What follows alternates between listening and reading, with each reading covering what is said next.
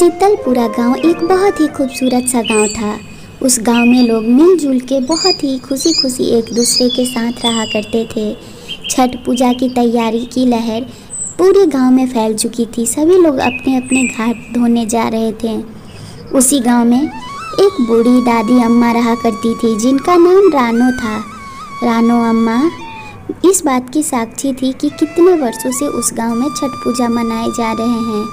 वो अपनी छोटी सी पोती से कहती, बेटा अच्छे से खाना बना, खाने में लहसुन प्याज बिल्कुल मत डालना। सुंदरी बहुत ही हैरान होके अपनी दादी माँ से कहती, दादी माँ इस छठ पूजा में लहसुन प्याज से क्या लेना देना? क्या आप मुझे बताएंगी कि छठ पूजा का मतलब क्या होता है? मुझे भी जानना है दादी माँ, मेरे सभी मित्र मुझसे पूछते हैं। तभी उनकी दादी माँ बताती कि छठ पूजा 4 दिन का पर्व होता है जो कि बहुत ही कठोर व्रत माना जाता है।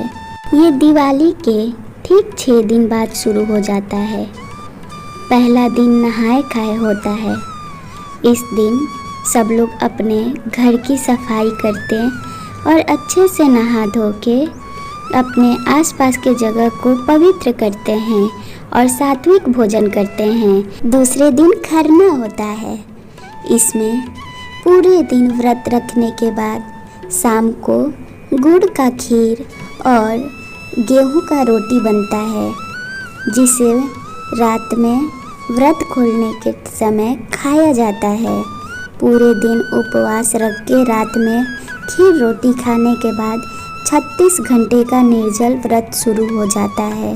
तीसरे दिन शाम को डूबते हुए सूर्य देव को जल अर्पित किया जाता है जिसमें परिवार के सभी लोग नदी या तालाब के किनारे इकट्ठे होकर बांस के सूप में ठेकुआ गन्ना फल रख के दिया जलाते हैं और पानी में खड़े होकर सूर्य देव को अर्घ्य देते हैं और अपने परिवार के लिए कामना करते हैं। और चौथे दिन सुबह अपने उज्जवल भविष्य और समृद्ध जीवन की कामना करते हुए उगते हुए सूर्य देव को जल देके अपना व्रत खोल लिया जाता है। सूर्य देव और उनकी बहन छठी मैया की ये पूजा बहुत ही कठिन पूजा है। एक बार की बात है, तुम्हारे पिता हरि भजन बहुत ही ज़्यादा भक्ति भाव में रहा करते थे। उनका गुपचुप का ठेला था। वो शहर की ओर गुपचुप बेचने जाया करते थे। हरि भजन जब भी अपना ठेला लगाता उसके ठेले के आसपास बहुत भीड़ हो जाया करती थी। लोग दूर दूर से उसकी गुपचुप खाने आया करते थे। ना जाने किसकी नज़र उसके ठेले पे पड़ गई। वो अपने कमाए हुए पैसे गरीबों में भी दान देता और छठ पूजा में भी अपना योगदान दिया करता था। लोग उसकी तारीफ करते नहीं थकते। वो अपने घर आता और अपने पूरे दिन की कमाई अपनी पत्नी को देता और कहता, इसे संभाल के रखो भाग्यवान, छठ पूजा आ रहा है। हर साल वो छठ बहुत ही अच्छे से मनाता। एक दिन वो सुबह इसी उम्मीद से निकलता कि रोज़ की तरह उसकी फिर से गुपचुप बिकेगी, लेकिन देखता कि उस दिन ग्राहक एक भी नहीं आते उसके दुकान के आसपास। एक भिखारी वहाँ बैठा था। उससे हरि भजन भोजन पूछता और अपने ठेले से कुछ गुपचुप उसे देता और कुछ पैसे भी उसे देता। वो भिखारी हर रोज़ उधर बैठने लगता। धीरे धीरे करके हरि भजन के ठेले के पास ग्राहक की लाइन लगनी ख़त्म हो जाती। बहुत ही उदास मन से हरि भजन वापस घर जा रहा था, ये सोचते हुए कि उसने तो गांव वालों को कह दिया है कि हर साल की तरह छठ पूजा में वो अपना योगदान देगा। घर में खाने के लाले पड़ने लगे थे। पत्नी भूखे सोने लगी। हरि भजन उदास होकर घर के बाहर बैठा था और ये सोच रहा था कि उसने छठ का व्रत कभी नहीं छोड़ा। हे छठी मैया, कुछ कृपा करें, मैं आपका व्रत नहीं छोड़ सकता। मुझे समझ नहीं आ रहा कि किसकी नज़र लग गई। उदास और हताश हरि भजन को देख उसकी पत्नी कमला वहाँ आती और कहती, देखो जी, बहुत हो गया। खुद अकेले अकेले पता नहीं क्या सोचते हो। छठी मैया पे भरोसा रखो और बताओ क्या बात है। हम दोनों मिलके इसका समाधान निकालेंगे। अपनी पत्नी से वो कहता, मेरे ठेले पे किसी ने चोरी का इल्ज़ाम लगाया और मेरे गुपचुप को वो लोग कह रहे हैं कि मैं मिलावट वाला गुपचुप भेज रहा हूँ, जिससे कि उनके घर के लोग खा के बीमार पड़ जा रहे हैं।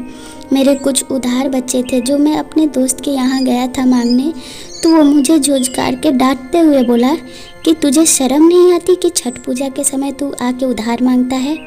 मैंने अपने मित्र मनोहर से कहा, देख यार, मुझे पैसे की बहुत ज़रूरी है, वरना मैं तुझसे पैसे नहीं मांगता। तो उसे वो कहता कि तू चोर है, निकल जा यहाँ से। मुझे ये बात बहुत बुरा लगी। हे छठी मैया, हमारी पूजा पार करो। जैसे तैसे करके वो लोग पूजा शुरू करते। छूटी छठी मैया, हमनी से बरत तोहार, हमनी से बरत तोहार। तहरे भरोसा हमनी के, छूटी नाही छठ के त्योहार, छूटी नाही छठ के त्योहार।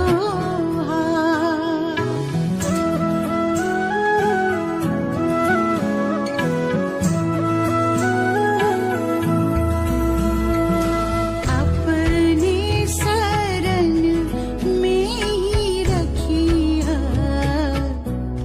दीहा आशीष हजार, दीहा आशीष हजार। छठी मैया का व्रत तो जैसे तैसे करके हरि भजन और उसकी पत्नी अपने कुछ इकट्ठे किए हुए पैसे से पूरा करते। छठी मैया की कृपा से उनके सामने कुछ ऐसी सच्चाई सामने आती जिस पे कि उन्हें भरोसा नहीं होता। अपने गांव के सरपंच जी को हरि भजन पिता के समान माना करता था। उसी रात वो उनके घर के सामने आता। हरि भजन की अम्मा रानो भी आती। हरि भजन उस भिखारी से पूछता। तब पता चलता कि वो सरपंच जी का साला है। ये बात सुन हरिभजन चौंक जाता। वो उससे सवाल करता, लेकिन उसे कोई जवाब नहीं मिलता। अगले दिन गांव वालों को इकट्ठा कर हरिभजन ये सारी बातें बताता।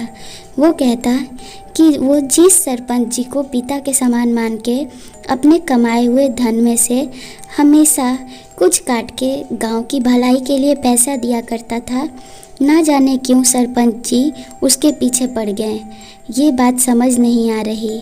छठी मैया सरपंच जी की पत्नी को इतना बीमार कर देते कि उसकी आंख खुल जाती और अगले ही दिन सरपंच जी ढेर सारा भोजन का सामान और राशन का सामान लेके आते और हरिभजन के घर के पास रख देते और कहते, हरिभजन मेरी आंखें खुल गई, मुझे माफ़ कर दे बेटा। तू इतना ज़्यादा पैसा कमा रहा था कि मेरे घर में ताने की एकदम लाइन लगी हुई थी। मेरी पत्नी मुझे रोज़ ताना दिया करती थी।